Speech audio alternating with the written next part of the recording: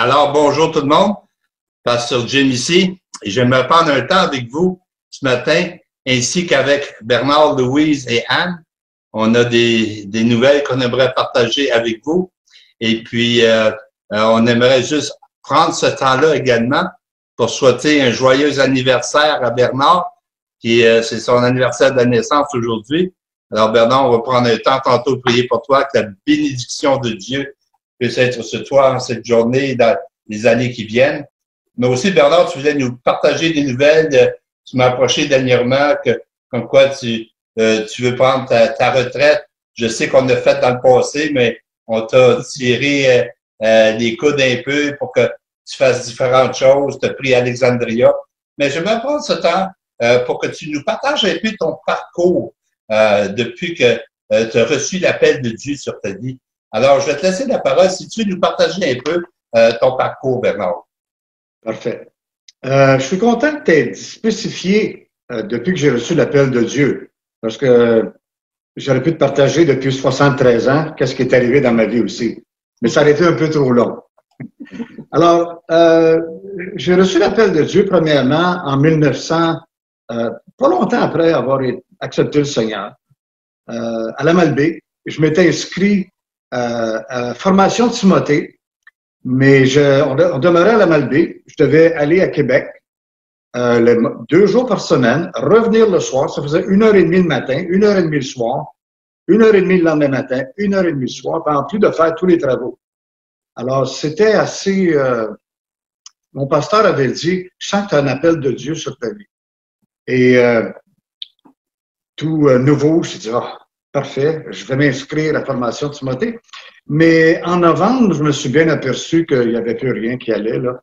Alors, j'ai abandonné la formation de Timothée, mais l'appel a continué.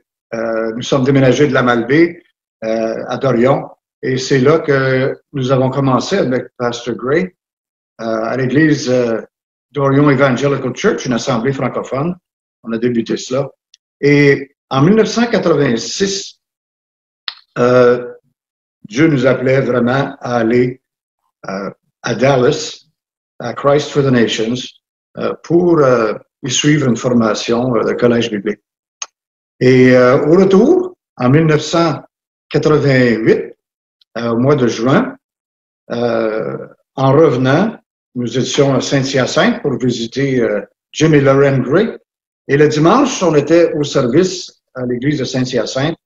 Et Pasteur Veyrobs m'a demandé si j'étais intéressé à prendre la direction de l'école chrétienne. Alors, j'ai commencé à travailler la semaine suivante. Et j'avais un contrat de 3 ans.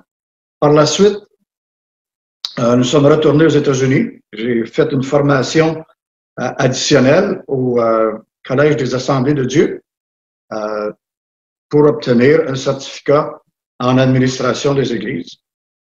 En revenant au Canada, je suis allé à la Malbaie comme pasteur.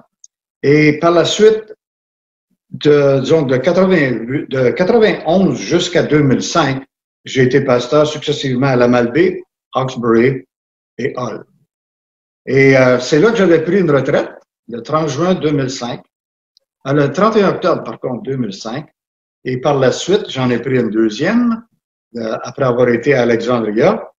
Et maintenant, la troisième, à l'âge de 73 ans. Et comme Louise me rappelle, débutant ma 74e année.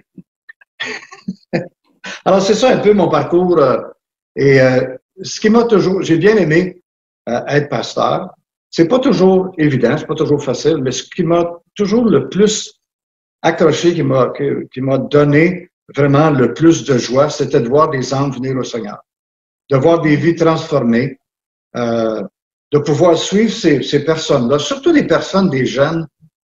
Louise et moi, on était un peu comme papa et maman avec ces jeunes-là. On a passé beaucoup de temps avec eux. Alors, ça a été vraiment quelque chose qui m'a béni. C'était surtout de voir le changement que Dieu pouvait produire dans la vie de quelqu'un, à part la relation, justement, personnelle qu'ils avaient avec lui. Alors, c'est bien. Alors, tu as été dans le pastorat combien d'années avec tout cela? Ben, j'ai été, comment je dis, de 88 à 2005, donc 17 ans. Ensuite, il y a eu un temps, 10 années, où j'avais pris une retraite, une première retraite, et où j'ai travaillé pour une compagnie de traduction à Ottawa. Et par la suite, nous sommes revenus à Hawkesbury en 2002. Et allé à Alexandria, puis ensuite, ben, c'est le comité à l'équipe pastorale du Centre chrétien Viens voir. Amen. On a été bénis lorsque vous êtes arrivés, puis on l'est encore parce que vous êtes là. Et puis, on a eu du 2 pour 1. On a eu Bernard, puis on a eu Louise, et c'était merveilleux. Et puis, vous avez pris Alexandria. Ça nous a aidés, moi et Anne aussi, puis vous avez fait un travail exceptionnel là, parce que c'était pas une situation facile. Alors, je remercie Dieu pour votre présence dans notre région. Et Anne, est-ce que tu avais une question, toi? Ah oui, j'aurais quelques questions, mais je vais me limiter. Alors, moi, ce que je trouve intéressant, c'est que nous sommes présentement au printemps 2020 dans ce qu'on appelle le grand confinement. C'est la période de pandémie.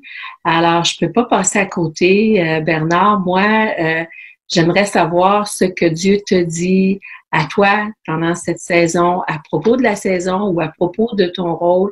Mais c'est ma question pour toi aujourd'hui. Oui. La pandémie, ça nous a surpris. C'est arrivé comme l'Organisation mondiale de la santé hésitait à dire que c'était une pandémie. On nous disait qu'il y avait des infections dans tel et tel pays, tout ça. Mais quand c'est arrivé au Canada, en Ontario, au Québec, on dirait que c'est arrivé soudainement. Et tout d'un coup, il y a eu le confinement, il y a eu toutes sortes de mesures de distanciation, etc., de fermeture des commerces, des églises. Puis ça nous a obligés à, comme on disait plus tôt, à vraiment se réinventer pour pouvoir continuer à opérer comme une église. Puis en passant, je dois dire que vous avez fait un excellent travail. Moi, je suis pas sur les réseaux sociaux, mais je vais avec Louise des fois pour regarder les messages et je trouve ça vraiment bénissant de la façon que vous avez réagi pour continuer de connecter avec les gens. Pour moi, aussi, la pandémie, c'est que ça me rappelle que Dieu n'a pas changé. Et si le COVID-19 nous a sortis de notre routine, de notre zone de confort, eh bien, on doit vraiment s'ajuster. Mais aussi, je pense qu'il y a une chose encore importante, c'est que c'est une occasion pour nous de vraiment d'éprouver sa parole et de réaliser justement que Dieu est toujours fidèle. Ce matin, Louise et moi, on a commencé à faire la lecture d'un livre de Dominique Ourlin qui s'appelle Vivre tout simplement, avec plus de simplicité.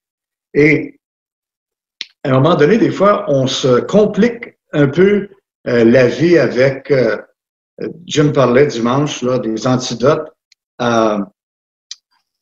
au COVID, justement, là, de la peur, des antidotes. Et c'est tellement vrai pour nous, toutes ces choses-là nous ont fait craindre le pire. Est-ce qu'on va perdre notre emploi? Est-ce qu'on va perdre notre maison? Des fois, est-ce qu'on va perdre notre auto? Toutes sortes de questions qui se posaient. Mais je lisais, puis un des versets justement qu'on a eu à lire et méditer la semaine dernière, je crois que c'était 1 Pierre 5,7, puis Louise, elle l'a mentionné aussi, je pense, dans son podcast.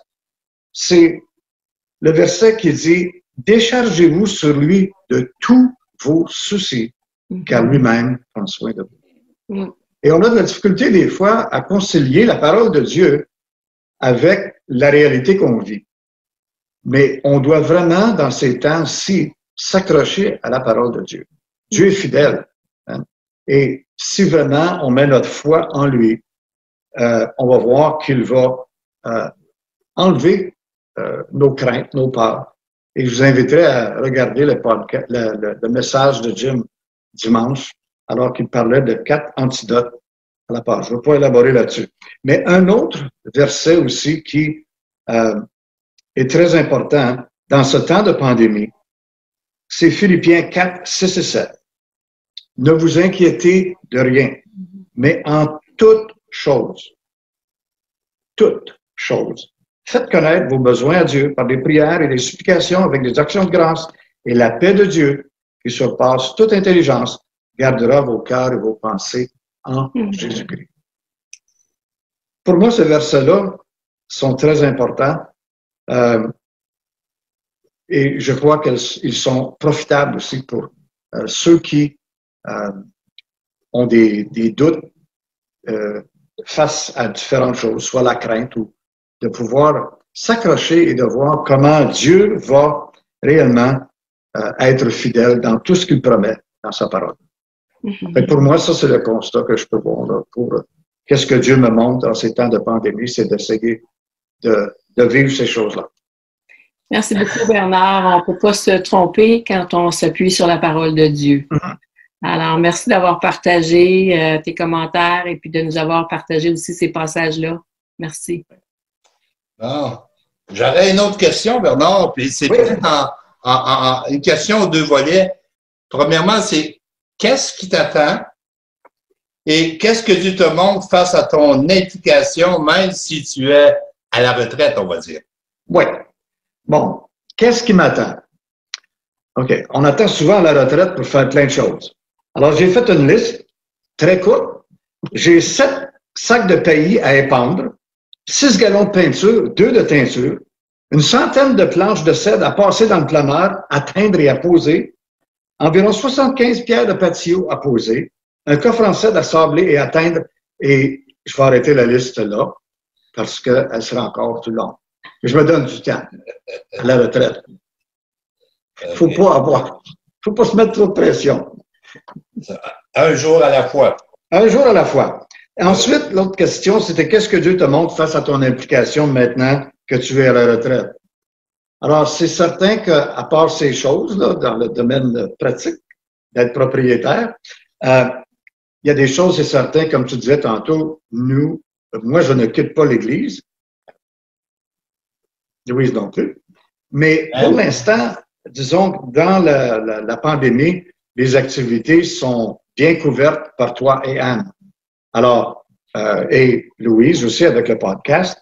Alors, pour l'instant, moi, je vais continuer avec le groupe de prière de Louise. Et aussi, tu m'avais parlé de la déclaration T3010, qui est la déclaration annuelle de renseignement des organismes de bienfaisance enregistrés. Alors ça, je vais faire ça. Normalement, on avait jusqu'à la fin juin, mais je vais donner priorité à ça, même s'il y a eu des extensions pour le produire, ce rapport-là. Et après la pandémie, ben, j'ai rien d'autre pour l'instant parce que c'est difficile à prévoir qu'est-ce qui va arriver. Combien de temps va durer la pandémie? Qu'est-ce que ça va changer dans nos habitudes? Alors, on verra, mais je reste ouvert à la volonté de Dieu.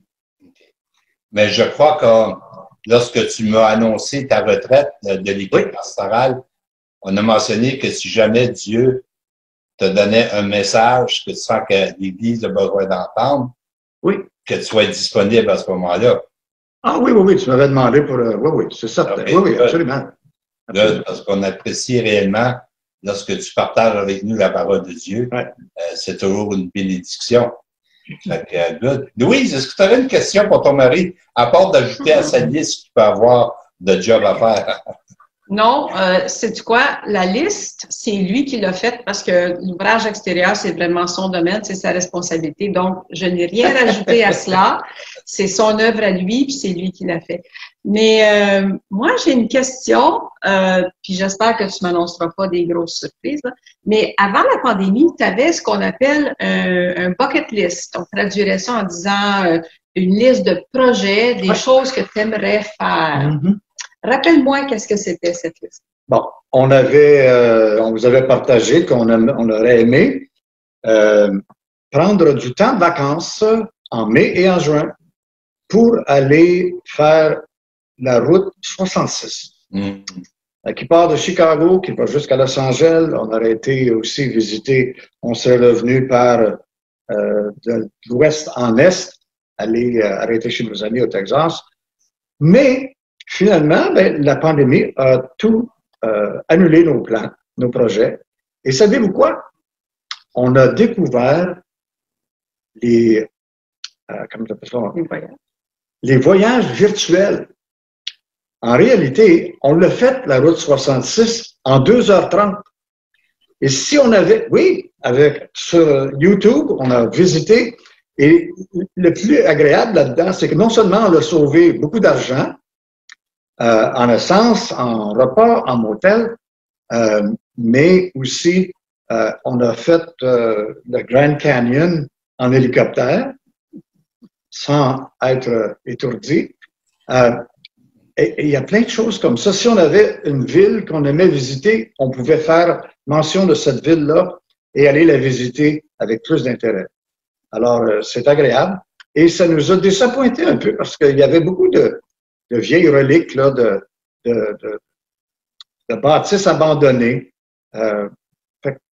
Donc, on aime bien ça. Puis on a commencé à visiter d'autres villes, d'autres pays de la même façon. Alors, puis le bucket list, ben, il est vide. Je voulais amener une chaudière, mais notre bucket list est vide parce qu'on veut que ce soit Dieu qui le remplisse. Amen. Amen. Même à la retraite.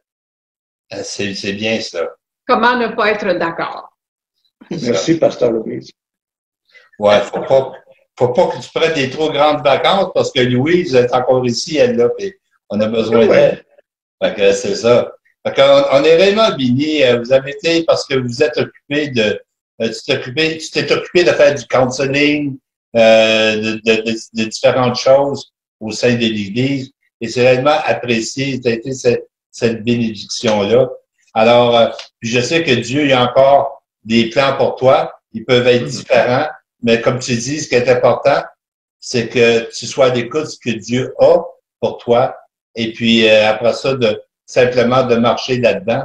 Et je voulais juste te dire aussi que si nous, l'équipe pastorale qui demeure, c'est-à-dire Anne, Louise et moi-même, et l'Église derrière, si on peut faire quelque chose pour t'aider dans tout cela, on est là pour cela. Parce que notre désir, c'est de voir ce que la volonté de Dieu s'accomplisse dans ta vie, dans les choses que Dieu a pour toi. Alors, c'est important, cela. Fait que, je sais pas si tu aurais d'autres commentaires. On pourrait parler d'expérience, tout cela. Puis je te prends peut-être à brûle pour point pour dire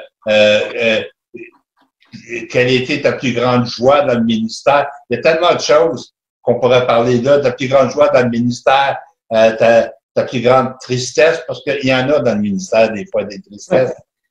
Qu'est-ce que tu trouves sont les points forts ou les points faibles de l'Église? Il y a tellement de choses.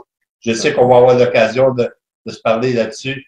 Et j'apprécie beaucoup aussi ton côté administratif avec, comme tu dis, la T3010. On va se reparler là-dessus par la suite. Mais je ne sais pas si Anne, si tu as un commentaire que tu aimerais faire de plus, Anne? Rien de spécifique. C'est sûr que du fait qu'on sait que tu quittes pas Hawkesbury, tu restes aux alentours, on est très heureux et on comprend. Moi, je suis en paix, tellement en paix. Quand le Seigneur le montre et quand c'est le temps, dire toi et Louise êtes en paix tous les deux, ça c'est déjà un bon signe. Quand le Seigneur montre, c'est le temps de partir, c'est le temps de déménager, c'est le temps de commencer quelque chose de nouveau.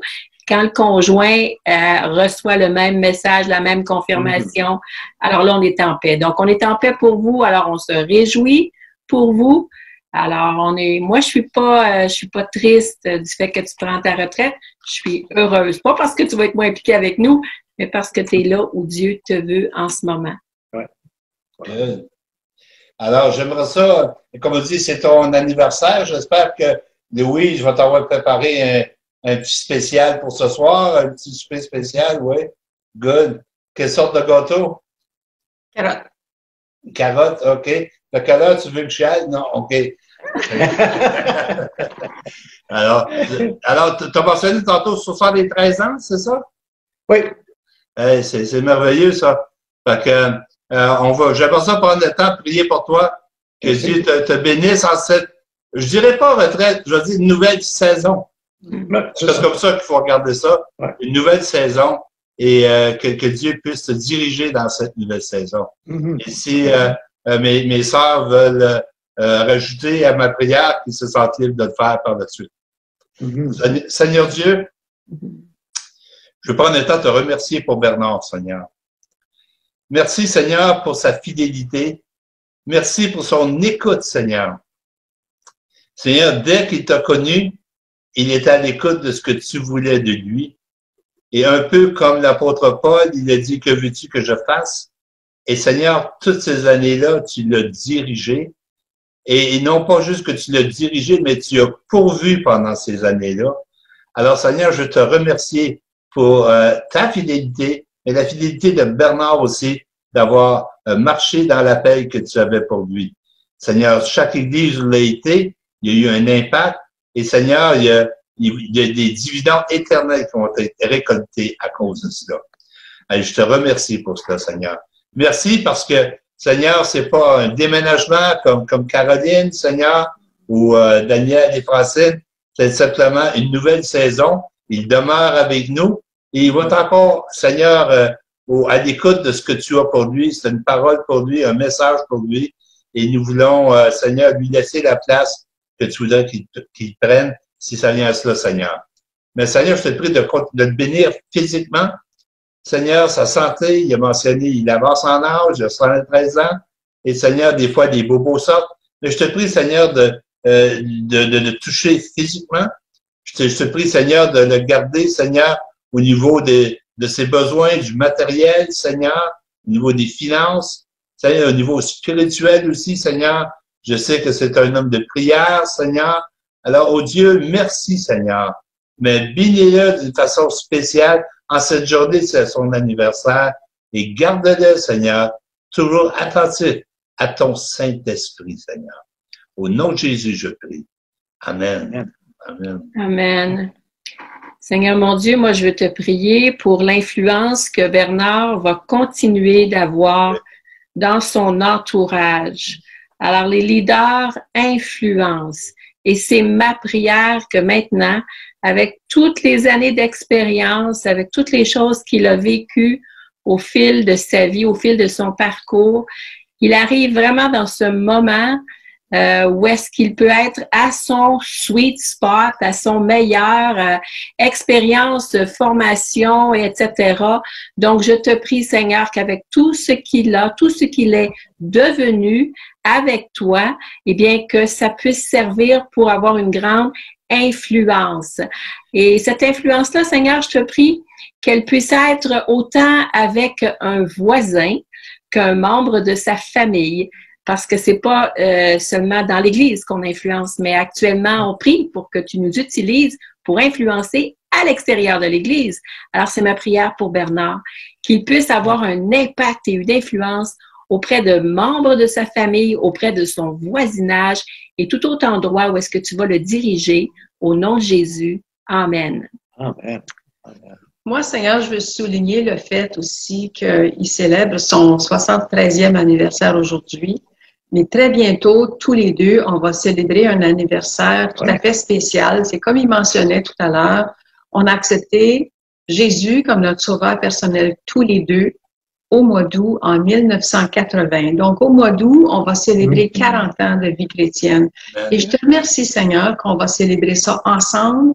Mais je te remercie aussi, Seigneur, pour justement ta grande fidélité à travers ces années-là. Autant pour Bernard que pour moi, que pour notre famille. Seigneur, merci qu'on peut célébrer ensemble ces 40 ans avec tellement de joie, de reconnaissance et d'espoir. Avec ce qu'on a vécu ensemble, Seigneur, on est équipés pour apprendre mieux, pour continuer de te connaître mieux. Et Seigneur, que ça aussi, ce soit une nouvelle étape, un nouveau chapitre, une nouvelle saison dans la vie chrétienne. Et merci Seigneur pour justement ces 40 années de ta fidélité. Et l'anniversaire 73, c'est quand même impressionnant. Fait que merci Seigneur pour toutes ces choses. Au nom de Jésus. Amen. Et le 6 septembre, on célèbre 45 ans de mariage. Oui. Ah. Wow. Alors, C'est l'année de la célébration. Oui, mais je trouve ça triste que l'Église ne peut pas s'assembler parce qu'on a eu différentes occasions, parce qu'on allait mieux être ensemble avec, comme vous savez, le départ de Caroline pour un mariage, faut se réjouir de cela. Il y a Francine et Daniel qui déménagent pour être plus près de famille. On aurait aimé ça aussi pendant un temps, célébrer ça, la retraite officielle, si on veut dire comme ça, mais ça aurait été le fun. Puis, je regarde juste hier, hier, j'ai pu terminer un mariage en ligne qu'on avait commencé ici. Le jeune Daniel Boisvert est officiellement marié aujourd'hui avec Lorena. Alors, mais c'est des choses qu'on avait faites ensemble, qu'on a pu célébrer ensemble. Et j'ai hâte que l'Église, j'ai hâte que vous soyez là, que les autres frères et sœurs soient là pour justement célébrer ensemble, passer du temps ensemble. Alors, j'apprécie beaucoup ce temps que vous nous donnez, toi, surtout, Bernard, aujourd'hui, tu nous donnes, nous partager cela un peu. Et on peut juste se souhaiter ce qu'il y a de meilleur. Et il y a un chant qui disait, je pourrais tout te souhaiter. L'or, l'argent, bien des affaires, mais je te souhaite Jésus. Et quand je te souhaite Jésus, je t'ai souhaité ce qu'il y avait de meilleur. Amen. Alors, c'est ce qu'on prie. Alors, merci d'avoir été avec nous. Merci beaucoup.